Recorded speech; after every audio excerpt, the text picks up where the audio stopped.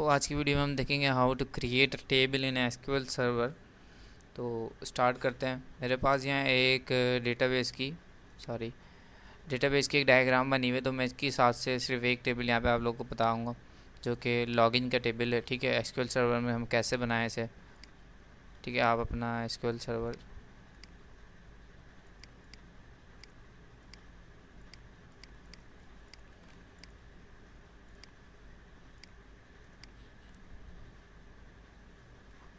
मैं यहाँ पे न्यू क्यूरी कर रहा हूँ, न्यू क्यूरी। और मैं यहाँ पे एक डेटाबेस भी बना रहा हूँ। अगर आपके पास डेटा बना हुआ तो आप उसमें डायरेक्ट कर लीजिएगा। तो डेटाबेस कैसे बनाया है, क्रिएट डेटाबेस, और डेटाबेस का नाम यहाँ पे लिख रहा हूँ मैं। ठीक है, ब्लू पम्पकिन एग्जीक्यूट।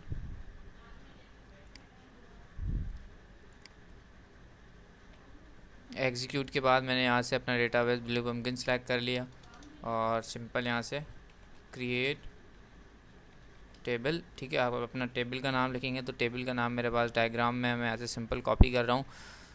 ठीक है, ताकि मेरी स्पेलिंग्स वगैरह बिल्कुल सेम वही हों। ठीक है, लॉगिन, उसके बाद ब्रैकेट ओपन क्लोज कर दिया आपने। अब ब्रैकेट ओपन क्लोज करने के बाद तो कोई भी टेबल होता है। अच्छा, मैं इसका नाम चेंज कर देता हूँ यहाँ से, क्योंकि ये रहने देते हैं। Login table. ठीक है ना, मैंने नाम रख दिया क्रिएट टेबल। आप उसके बाद टेबल का नाम, उसके बाद ब्रैकेट ओपन और क्लोज। उसके अंदर फिर अब हमारी आएंगी कॉलम्स। तो मेरे पास ये कुछ कॉलम्स भी है, तो मैं यहाँ पे कॉलम्स ले लेता हूँ। अच्छा, सबसे पहले हम कॉलम का नाम लिखेंगे। कॉलम का नाम लिखने के बाद आप उसकी डेटा टाइप लिखेंगे। डेटा टाइप जैसे इंटीजर, फ्लोट, या उसमें किस किस्म का डेटा आप रखना चाह रहे हैं, इमेज वगैरह है, डेट है, टाइम में जो भी है। तो ये है यूज़र की आईडी जो कि लॉगिन टेबल में होगी, तो मैं इसको सिर्फ इंटीजर रख रहा हूँ। ठीक है, इंटीजर रखने के बाद इसको मैं चाह रहा हूँ कि ये ऑटोमेटिकली मतलब ऐड हो, मुझे बार बार ऐड ना करवानी पड़े और ऑटोमेटिकली अलग अलग हों, सेम ना आए। तो इसके लिए एसक्यूएल सर्वर में एक कीवर्ड होता है, वो कीवर्ड है आइडेंटिटी। इस आइडेंटिटी से क्या होगा, आपकी जो यूज़र आईडी आएगी टेबल में वो ऑटोमेटिकली आएगी, आपको देने की ज़रूरत नहीं पड़ेगी। और ऑटोमेटिक तो आएगी वो, और सेम भी नहीं होगी, डिफरेंट होगी। ठीक है, तो इसको यहाँ पे नॉट नल। अच्छा, नॉट नल से क्या होगा, नॉट नल से ये होगा कि जब हम डेटा इंसर्ट करा रहे होंगे तो ये लाजमी आपको चाहिए होगा नॉट नल, मतलब आप ब्लैंक इसको इंसर्ट नहीं करा सकते। इसी तरीके से मेरे पास दूसरा कॉलम है जिसका नाम है, जो भी नाम है वो आप यहाँ पे रख लें। ठीक है, अब ये लॉगिन एज मतलब कौन लॉगिन कर रहा है, एडमिन वगैरह या जो भी है।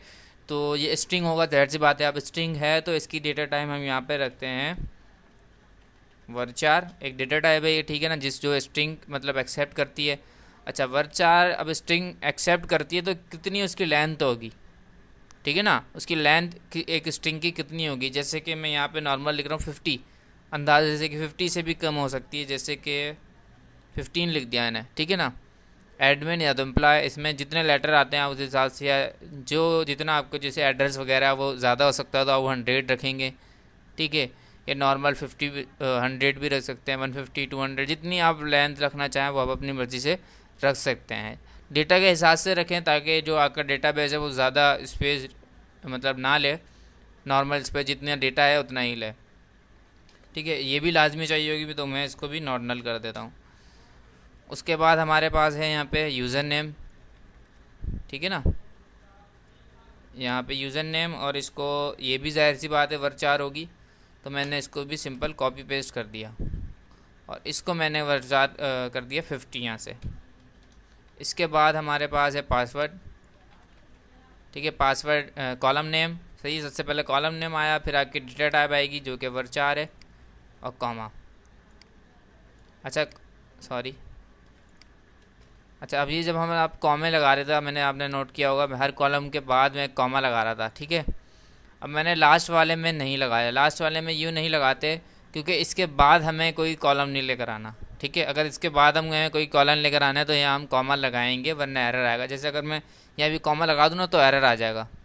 ठीक है, तो बेहतर ये लास्ट वाले में ना लगाएं और इसको एग्जीक्यूट कर दें। सही है, कमांड कम्प्लीटली सक्सेसफुली। तो आप इसको चेक भी कर सकते हैं। कैसे, सिलेक्ट और टेबल का नाम। सही देख सकते हैं, आपका टेबल पे आ गया था। तो आपका जो एक टेबल है वो क्रिएट हो गया है। सही है, इसमें आप इंसर्ट वगैरह करा सकते हैं अपना डेटा और बाकी मामला भी कर सकते हैं। Thank you for watching. अगर कोई क्वेश्चन होता कमेंट्स में मुझसे पूछ सकते हैं।